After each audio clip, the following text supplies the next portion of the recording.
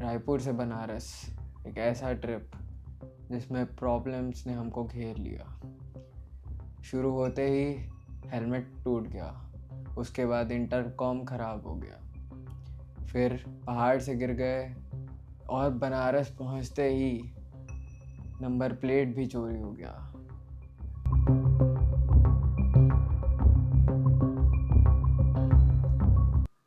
बनारस से रायपुर, रायपुर से बनारस, हमने सोचा था बहुत इजी ट्रिप होगा, बहुत इजीली पहुंचेंगे, आराम से घूमेंगे, वीडियो बनाएंगे और सब रेडी था। कैमरा रेडी था, माइक कनेक्टेड था और वीडियो बनाने के लिए हम पहले से प्रिपेयर थे। रात के 4 बजे या 3 बजे निकलने का प्लान था और निकल ही रहे थे तभी मेरे दोस्त का इंटरकॉम ख़राब हो गया। कम्युनिकेशन पूरी ब्रेक हो गई, जिसके कारण हम आपस में कम्युनिकेट नहीं कर पाए। जितनी भी कम्युनिकेशन हुई है हेलमेट खोल के हुई है, तो एयर आ रही थी तो आवाज़ भी अच्छे से आई नहीं। तो उसके बाद हम लोग थोड़े ही दूर पहुँचे थे और हमारा हेलमेट गिर गया।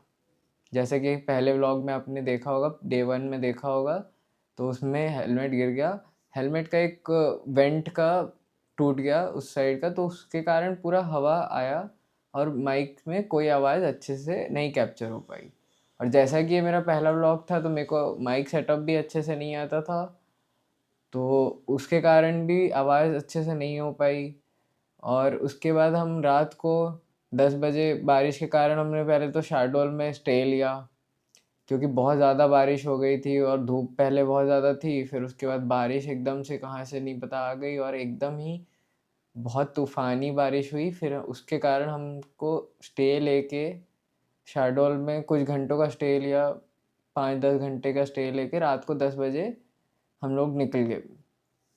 रात को हुआ ऐसा कि हम एक पहाड़ के ऊपर चढ़ रहे थे, पहाड़ क्रॉस कर रहे थे, तो पहाड़ में हमारी गाड़ी ऊपर चढ़ रही थी और ऐसे गिर गई और फिर उसमें फुट स्टैंड टूट गया, जिसके कारण हमको गियर शिफ्ट करने में इतनी प्रॉब्लम आई है कि हम बता भी नहीं सकते। और इतना ही नहीं, उसके बाद हम लोग ने जैसे तैसे मैनेज करके पीछे स्टैंड में पैर लगा के या कैसे भी करके रोक रोक के बहुत सारे स्टॉप लिए। फिर जाके हम जैसे तैसे यूपी एंटर किए और यूपी एंटर करते ही ऐसा सनराइज़ देखा कि भाई, इतना अच्छा सनराइज़ था वो। सारा मूड चेंज हो गया और बढ़िया से सनराइज़ देखा हमने। और सनराइज़ इतना प्यारा था, हमने इतनी अच्छी-अच्छी फ़ोटो ली, वीडियोज़ ली, तो वो तो आप जाके मेरे इंस्टाग्राम पे देख सकते हैं।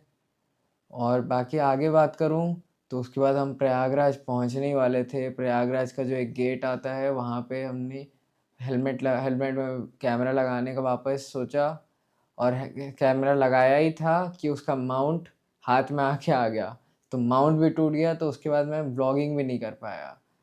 और उसके बाद बनारस पहुँचे, सर्विस सेंटर पहुँचे, पहले पेट्रोल भरवाया पहले जियो से, फिर सर्विस सेंटर गए। सर्विस सेंटर वाले ने बोला 12-1 बजे के बाद आइए, आज होगा नहीं आपका काम अच्छे से। तो वो शाम को बोल रहा था। फिर हम लोग इतने थक चुके थे कि हम सो गए थे, तो उस दिन हम जा नहीं पाए। अगले दिन मेरा दोस्त गाड़ी लेके गया उसको बनवाने, उसका फुट स्टैंड, तो उसको एक पुलिस वाले ने पकड़ लिया। अब मैं भी सोच रहा था और आप भी सोच रहे होंगे कि पुलिस वाले ने क्यों पकड़ा। कागज़ सब थे, लाइसेंस था, हेलमेट पहना था, सब था। उसने पकड़ा और बोला, आपका सामने का नंबर प्लेट कहाँ है? एक तो बाहर की गाड़ी, ऊपर से नंबर प्लेट गायब। तो उस बंदे ने भी सोचा कि भाई नंबर प्लेट तो कल तक था, अब गया कहाँ? तो उसने मेरे को फ़ोन किया। अब मेरे को भी कुछ समझ नहीं आ रहा है कि भाई नंबर प्लेट कौन लेके जा सकता है।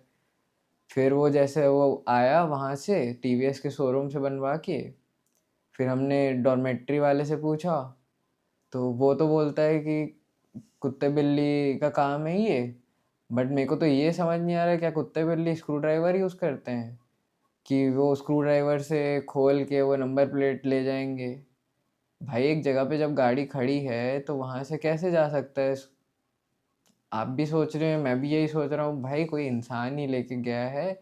उसके बाद पुलिस वाले ने बोला कि एफआईआर कर लो, ये कर लो, वो कर लो। फिर हमने पूरा 4-5 घंटा उसी सब में काट दिए। फिर हमने सोचा कि नया नंबर प्लेट बनाते हैं बाद में छत्तीसगढ़ रायपुर जाके अपने घर जाके टीवीएस के शोरूम से वापस नया नंबर प्लेट के लिए अप्लाई कर देंगे। अभी टेम्परेरी में ऐसी लोकल शॉप से एक नंबर प्लेट बनवा लेते हैं जो कि काम आ जाएगा और उसमें कोई प्रॉब्लम होगी भी नहीं। तो हमने वही किया और फिर जैसे तैसे हम आए। और आते समय बिल्कुल किसी का मन नहीं था कि व्लॉगिंग कर पाएँ। अब सबका मूड एकदम ख़राब हो गया था, अच्छे से घूम भी नहीं पाए, बट जितना घूमे 2-3 दिन घूमे, मज़ा आई। पहला ट्रिप था, ज़्यादा एक्सपेक्ट करना भी नहीं चाहिए और ठीक ही गया। मैं बोलूँगा बेटर कर सकते थे। और इस ट्रिप में हमको ये तो समझ आ गई कि क्या लेके जाना है, क्या नहीं लेके जाना है और क्या ऐड करना है इन फ्यूचर। जैसे कि जेल सीट लेने की बहुत ज़्यादा ज़रूरत है, लगेज थोड़ा-सा कम हो सकता था और क्रैश गार्ड की ज़रूरत है और भी बहुत चीज़ें हैं। बट जैसा कि ये मेरा पहला व्लॉग था, पहला ट्रिप था और आप लोग का सपोर्ट के साथ चल रहा है। ठीक है, परफेक्ट नहीं हूँ बट जैसा भी हूँ आगे अच्छे से और मेहनत करके और अच्छे से बनाएँगे वीडियोज़। तो अभी तो इतना ही बहुत था। आप बाकी सारी वीडियोज़ देखिएगा। डे 1 में हमारा हेलमेट टूट गया था, इंटरकॉम ख़राब हो गया था। डे 2 में हम गिरे थे, डे 2 या डे 3 में हम गिरे थे। फिर उसके बाद बनारस पहुँचे, उसके बाद हमारा वो नंबर प्लेट भी चोरी हो गया, माउंट भी टूट गया। माउंट का फ़ोटो भी मैंने शायद डे 2 में लगाया था। सनराइज़ बहुत प्यारा था, उसके बाद हमने बहुत सारे सिनेमैटिक्स दिए क्योंकि मैं थोड़ा-सा भी इतना भी फ्रैंक नहीं हूँ कि जाके एकदम बनारस की गलियों में एकदम मुँह फाड़ के एकदम ब्लॉगिंग करूँ, तो मेरे से तो अभी होता नहीं है उतना अच्छे से। बट अगली बार से मैं 100% ट्राई करूँगा कि अच्छे से व्लॉग बनाऊँ और आपको एंटरटेन करूँ।